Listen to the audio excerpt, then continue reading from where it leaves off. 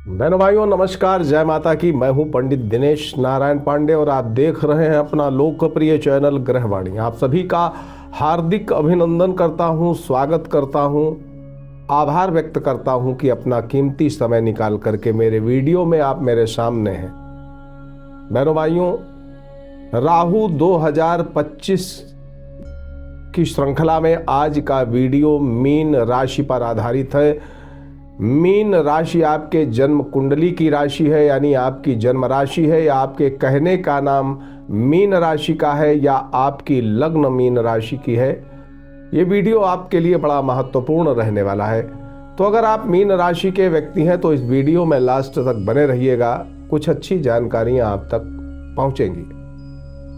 बहनों भाइयों, राहु अगर अशुभ परिणाम दे तो सबसे अच्छा उपाय उसका ये रहता है कि आप तीर्थ स्थानों का भ्रमण करिए। तीर्थ स्थानों का भ्रमण करिए, देव मंदिर देवालयों की परिक्रमा करिए और श्री कृष्ण जी की उपासना करिए, शिव जी की उपासना करिए। श्री कृष्णाय वासुदेवाय हरये परमात्मने प्रणतः क्लेशनाशाय गोविंदाय नमो नमः। ये मंत्र इतना सिद्ध मंत्र है कि इस मंत्र का जाप अगर कोई भी व्यक्ति करे तो जीवन में कभी भी उसके नकारात्मकता नहीं आ सकती, निगेटिविटी नहीं आ सकती। चाहे वो किसी भी तरह की निगेटिविटी हो, आपके जीवन से दूर हो जाएगी। घर की कलह अशांति भी दूर हो जाएगी। राहु क्या है? सर्प है, एक विष है, एक ब्रह्म है, एक अनकन्वेंशनल इसका नेचर है। राहु से जब परेशान होता है व्यक्ति तो कई दफे बहुत भ्रमित हो जाता है। अशांति का वातावरण उसके चारों ओर बन जाता है। श्री कृष्ण जी ने क्या किया था? ये जो सर्प था ना, कालिया नाग, जिसने एक भय का वातावरण व्याप्त कर दिया था वृंदावन, तो वहां पर क्या हुआ कि श्री कृष्ण भगवान ने कालिया नाग के ऊपर नृत्य किया और उसका दंभ दूर किया। ये जो कालिया नाग है ना, यही राहु है। अब शिव जी क्या करते हैं? जब समुद्र मंथन हुआ तो समुद्र मंथन से जो विष निकला, हलाहल विष, सारी सृष्टि भयंकर रूप से त्रासित होने लगी। तो भगवान शिव ने सबके कल्याण के लिए उस गरल का पान कर लिया, उस जहर को पी लिया। सर्प उनके चारे पूरे शरीर में भ्रमण करते हैं, पूरे शरीर में उनके श्रृंगार का मुख्य माध्यम ही सर्प है, और सर्प है राहु। सीधी सी गणित है कि अगर राहु से पीड़ा आपको मिल रही है तो भगवान श्री कृष्ण की उपासना करिए या भगवान शंकर की उपासना करिए। इससे आपके राहु के कष्ट दूर हो जाते हैं। बहनों भाइयों, 30 अक्टूबर 2023 जब राहु देवता मीन राशि में आए थे, आपकी लग्न राशि पर इनका भ्रमण हो रहा था और अभी 18 मई तक वहीं पर रहेंगे, यानी आपकी लग्न पर रहेंगे। और उसके बाद ये एक घर पीछे, चूंकि ये वक्री चाल चलते हैं, एक घर पीछे इनका गमन होता है, तो पीछे जाकर के ये कुंभ राशि में गोचर करेंगे आपके द्वादश भाव में। वहीं द्वादश भाव के स्वामी और लाभ के स्वामी शनि 29 मार्च को आपके लग्न में प्रवेश करेंगे। अक्टूबर 2023 से लगातार आपकी राशि, आपकी लग्न पाप प्रभाव में है। पहले राहु रहे, उसके बाद शनि आ जाएंगे। गुरु की राशि पर राहु का गमन हो या शनि का गमन हो, शरीर की बायोकेमिस्ट्री बदलती है।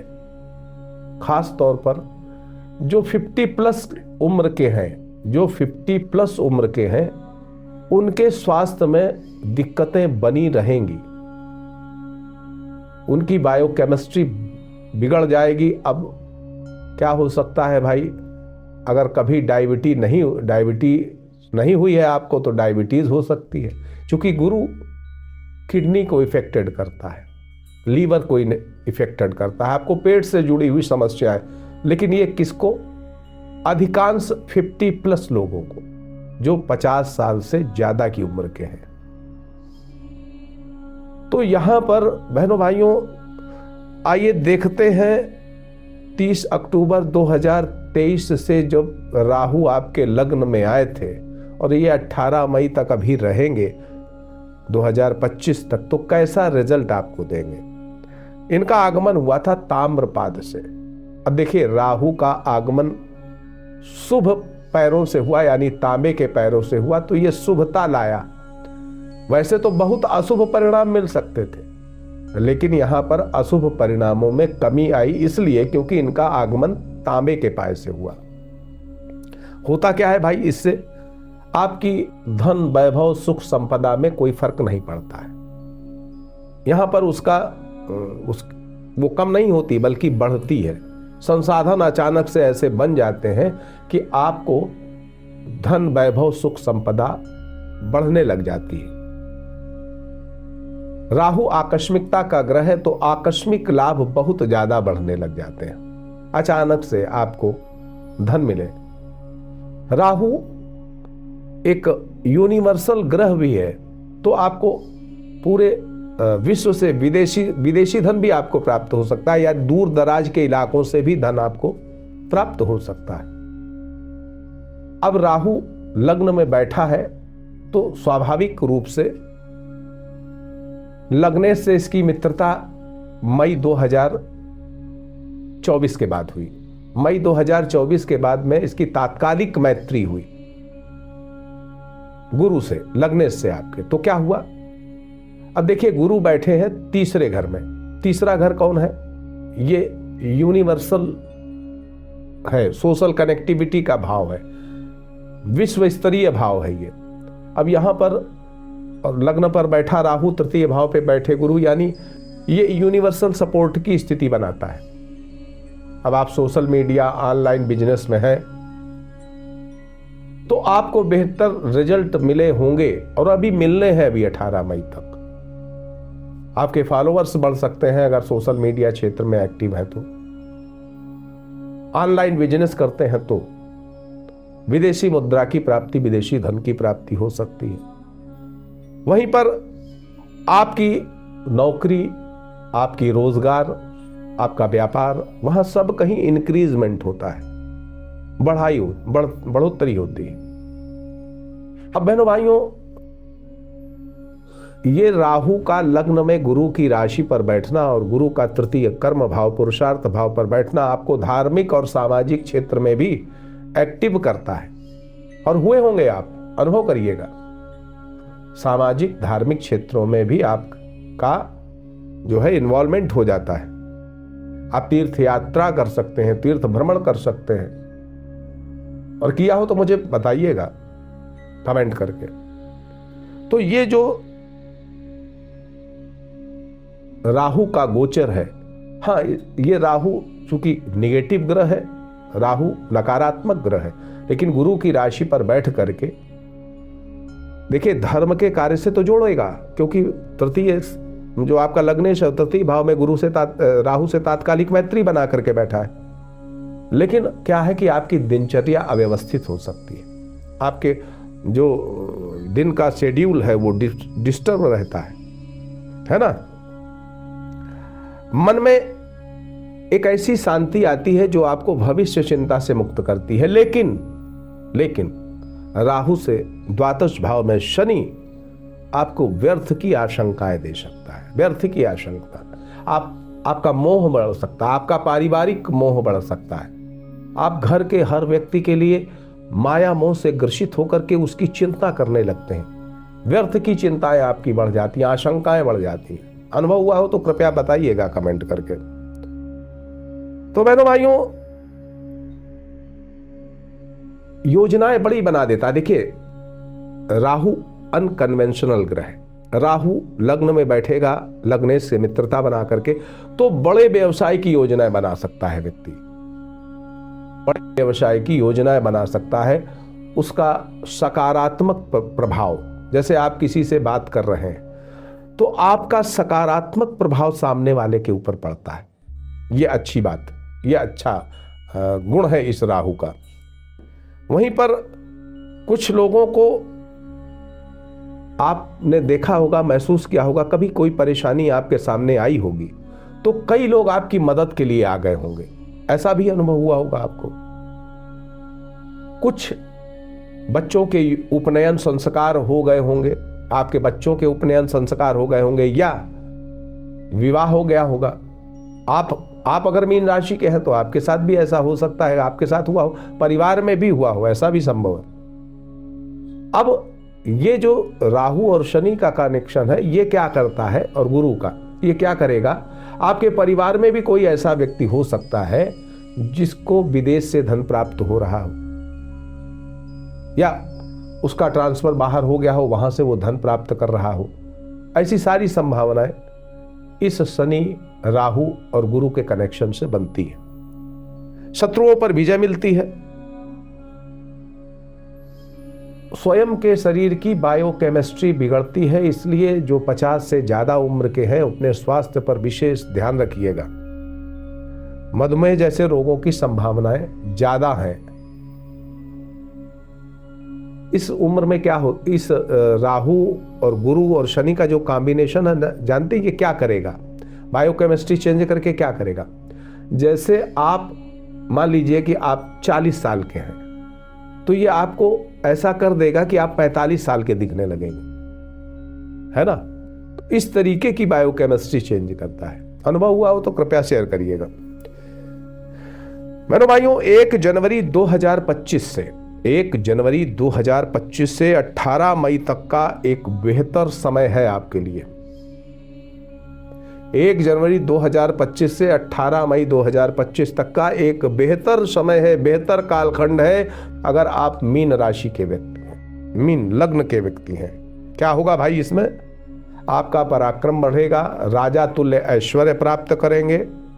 ये एक विशेष राजयोग का लाभ आपको मिलेगा 18 मई 2025 तक। वहीं शनि के साथ तारतम्य समय समय पर नकारात्मक चिंतन, आशंकाएं भी देगा। गुप्त शत्रुओं पर विजय मिलेगी, लेकिन 14 मार्च से लेकर के, अब ये तारीख नोट करिए, 14 मार्च से लेकर के 13 अप्रैल गुप्त शत्रुओं से मानसिक चिंता आपकी बढ़ जाएगी। यानी आपके जो गुप्त शत्रु हैं वो 14 मार्च से लेकर के 13 अप्रैल के बीच में एक्टिव होकर के आपको मानसिक चिंताएं दे सकते हैं। यद्यपि गुप्त शत्रुओं पर आपकी विजय होगी, लेकिन 14 मार्च से लेकर के 13 अप्रैल, ये 1 महीने का समय, इसमें आपके गुप्त शत्रु आपकी मानसिक चिंताएं बढ़ा सकते हैं। 27 फरवरी से 7 मई के बीच की जो अवधि है, ये 27 फरवरी से और 7 मई के बीच की जो अवधि है, यहां पर आपके दिमाग में, आपकी सोच में बहुत बड़ा परिवर्तन हो सकता है। बहुत क्रांतिकारी परिवर्तन की संभावना है सोच में। विध्वंसक और क्रांतिकारी सोच आपकी हो सकती है 27 फरवरी से लेकर के 7 मई के बीच में। यहां पर ये जो सोच होगी, आपको बहुत ऊंचा उठाने के लिए आप एकदम से सोचेंगे। ये सोच, अगर आपका जन्म कुंडली में राहु अच्छा है तो आपको सकारात्मक दिशा में ले जाएगी, और राहु आपकी जन्म कुंडली में अच्छा नहीं है तो ये नकारात्मक दिशा के लिए की ओर ले जाएगी। 29 मार्च से 18 मई तक का जो समय है, 29 मार्च से लेकर के 18 मई, जब लग्न में आपके पंचग्रही योग बनेगा। इस अवधि में आप बेहद नकारात्मक चिंतन से प्रभावित हो सकते हैं।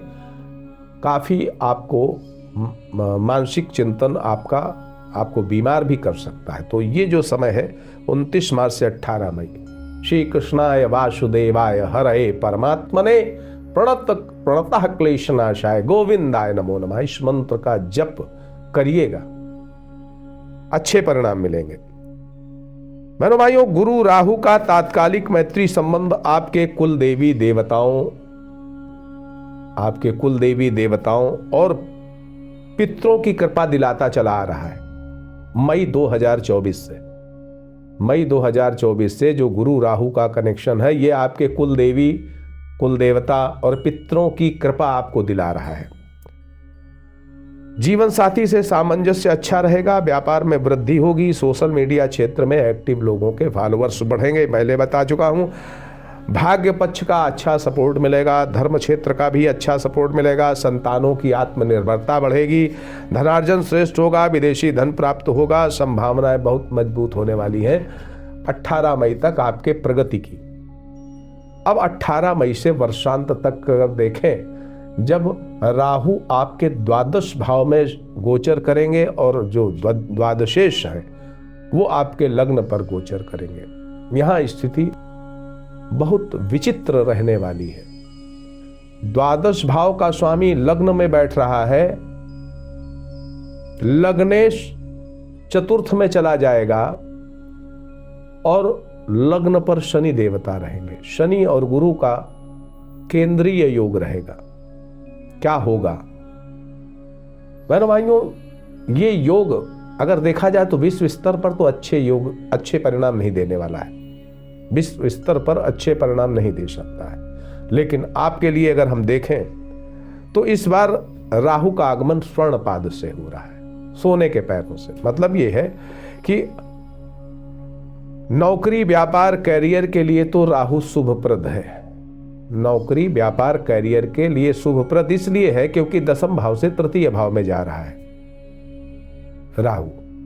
तो नौकरी, व्यापार में अचानक से आपको सकारात्मक परिणाम दे सकता है, आपकी वृद्धि करा सकता है, व्यापार वृद्धि, नौकरी में प्रमोशन आदि, या नौकरी में स्थानांतरण भी होगा, ऐसा भी संभावना हो सकती है। या आपका स्थानांतरण गलत जगह पे हो गया हो तो उसको वापस भी ला सकता है राहु।